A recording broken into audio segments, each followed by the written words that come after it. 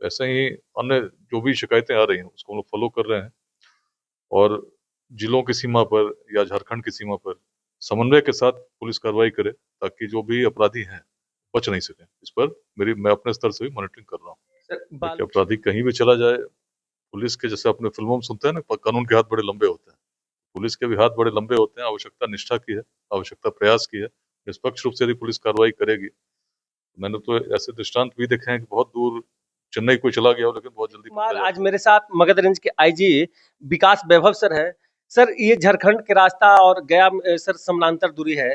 इसी रूट से शराब माफिया जाते हैं। पुलिस और माफिया के बीच में हमेशा मुठभेड़ देखने के लिए मिलता है। बिहार में कहा जाता है सुशासन की सरकार नीतीश कुमार की यूएसपी रहा है शराबबंदी।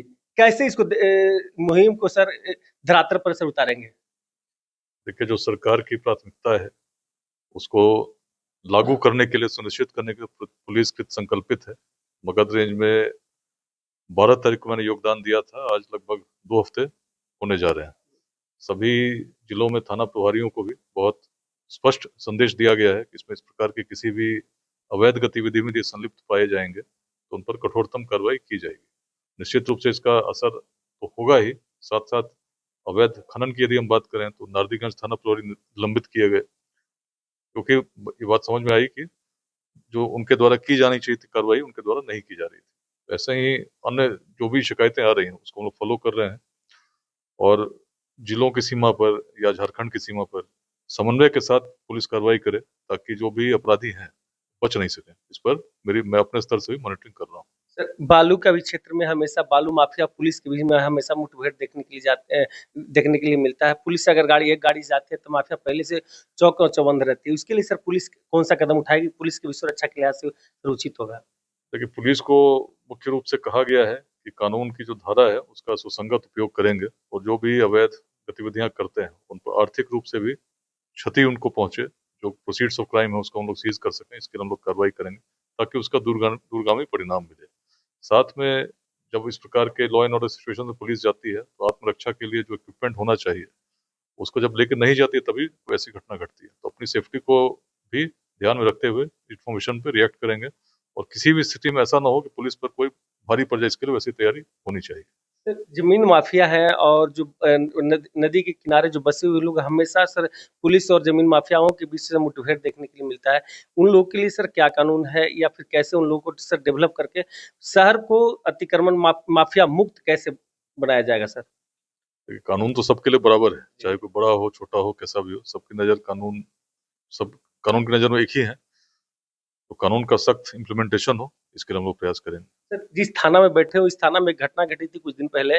बर पूजा के समय 6 लाख का हार एक थाना के कैंपस के अंदर से चोरी हो जाती है। उसके बाद आज तक उस थाना जो व्यक्ति है उसको आज तक इंसाफ नहीं मिल पाता है।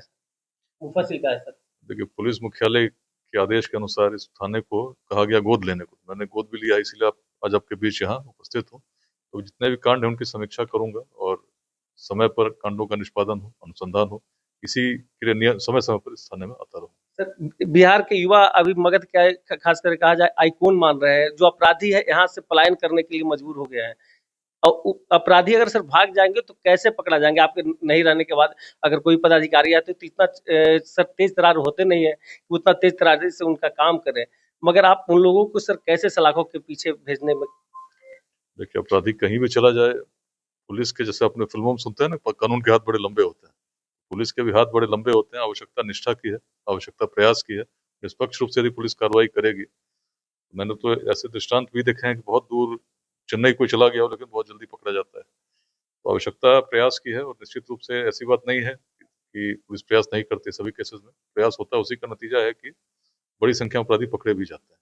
लेकिन इसको और इसमें तीव्रता है, लोगों में विश्वास बने, यही सरकार की प्राथमिकता है। तो इसको जमीन पर उतारने में पूरे मगध क्षेत्र में पुलिस कार्य करेगी, इसके लिए मैं भी प्रयास कर रहा हूँ। सर मेरा एक लास्ट सवाल है सर। एक नवादा में एसपी रह चुके हैं, अभी आप ही के सर सीमा वाले क्षेत्र में है। उनके ऊपर काफी शिकायतें मिल जाती है। काफी 2-3 थाना प्रभारी से हमें भी बातचीत हुई है।